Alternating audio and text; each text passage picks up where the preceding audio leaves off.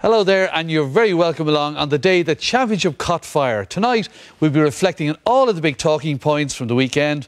Later we'll be joined by Tony Davis and Anthony Tohill to analyse the football action. But first up, Cyril Farrell and Paul Flynn join us for some serious hurling.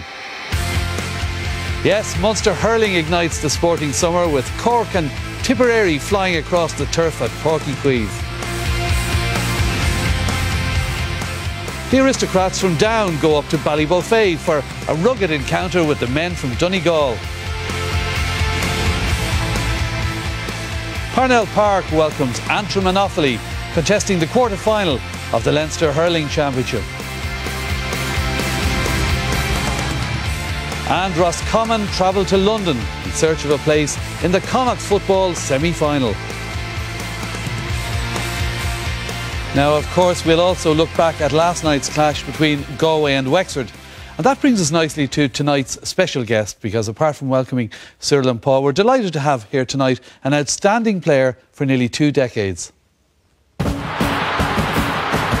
Fitzhenry, what a save! Foley coming in and another fine save by Damien Fitzhenry.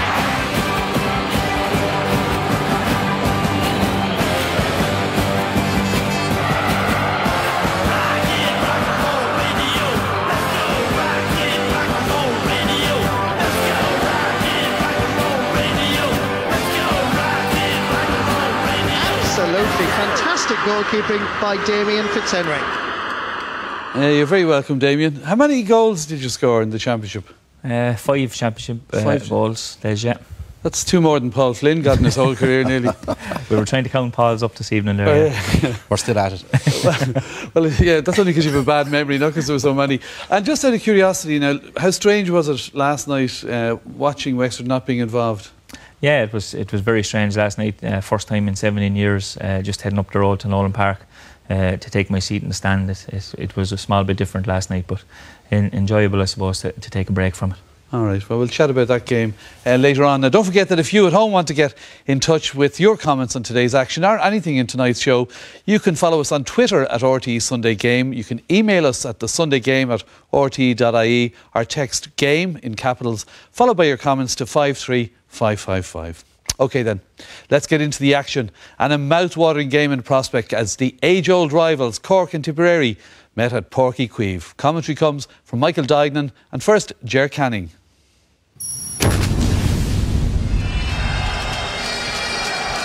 We're going to start by taking a check on the two teams, starting with the home team, Cork, of course. And did goal for them Donal O'Cusack today, starting his 12th championship season. No championship newcomers in this team. Indeed, 10 of the players in all played in the 2005 All-Ireland final, including among them Sean O'Gohal being there at left half back today, starting his 51st championship match. For the Munster champions, well, Brendan Cummins is commencing his 16th season in the championship. They've 2 championship newcomers, number 7 Michael Cahill, who's a student at UCC, and the man at number 14 there, Brian, better known as Buggy O'Mara, who joins the captain Owen Kelly and Lar Corbett in the inside forward line. Tip defend their Munster crown here against their age-old rivals Cork.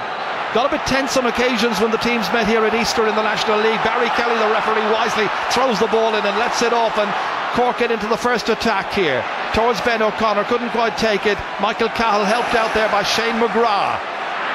Way down towards Owen Kelly, being marked in there initially by Brian Murphy.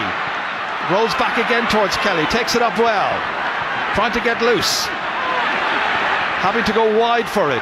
Out here as far as the full forward Brian O'Mara. And that shot by O'Mara has, well, it's out over the sideline anyway, far side. Barry Kelly, incidentally, refereeing Cork versus Tipperary for the 4th year in a row. Quite remarkable. Picked up here by Lar Corbett, the All-Star. Man, he got 4 points in last year's All-Ireland hurling final. Away he goes. So important for Tipperary that he's on song. Starts well. Good point. Yeah, he caught that 3 times, Jared. Should have been a free out. Definitely caught the ball 3 times going through there once. He had caught it before that as well, so I think he got away with it. Cahill knocked him was on Barry Kelly's case straight away, but good score, great breakthrough. Breaks for Jerry O'Connor. Released to his twin brother Ben, going for the opening score of the match. Oh, well saved by Brendan Cummins. Tuck it down somehow. The value of having a goalkeeper who's over 6 feet tall. The clearance isn't a great one, only as far as Pat Horgan. Cork's very much in form, corner forward. And that shot has gone wide. Another missed opportunity, so a second wide for Cork. But that was some take from over his crossbar by Brendan Cummins. They were certain Ben O'Connor had scored this. Cummins had other ideas. Great catch. Breaks there for Tom Kenny. Outside here for Cahill Naughton. Will be expected to exert a big influence if Cork are to do well in this match. We know all about Ben O'Connor. The first one dropped short, nothing short about this one. Cork's first score comes after just over 8 minutes. Scored by Ben O'Connor, and it's 2 points to 1. Yeah, great play there by Cahill Naughton. Had a quick look up. Clubmate of Ben O'Connor's know each other's play inside out and over the bar. Tip try to place their puck out now as well. They spent so much time over the winter, I know, working on the puck out strategy of Brendan Cummins, trying to maximise its effect, and that was well read by Ben O'Connor, and he got out there first to whip it away. It's going to be Brendan Maher once again from Borrisalee who will cut this up. Another very good connection inside, brilliantly taken there by Seamus Calnan, over his shoulder and over the bar. Great score. Very, very simple from the sideline cut by Brendan Maher into the hands of Seamus Calnan. This was a superb catch, getting there ahead of John Gardner, turned around quickly, got away from Ronan Curran and put it over. It's 3-1. Down the line towards Niall McCarthy. Big mark by Declan Fanning. Breaks loose here once again, and there's a chance for Pat Horgan to get away. Beating the attempted block there of Shane McGrath. In towards Asaki. Was he in before the ball? Oh, goalkeeper gets in the way again. Combination of goalkeeper and full-back to deny the big full forward for Cork, and Asaki, as that ball is thrown, sees Cork with a free in, but they might have had a goal. Yeah, this is where Asaki, that's why he's there. Did everything right in fairness to him. Great ground stroke and a good save. It's Ben O'Connor who has this chance to narrow the gap, and it's 3 points to 2. Ben O'Connor getting both of Cork's scores, one from play and now one from that close-in free. Conor O'Mahony fed back as far as Paul Curran.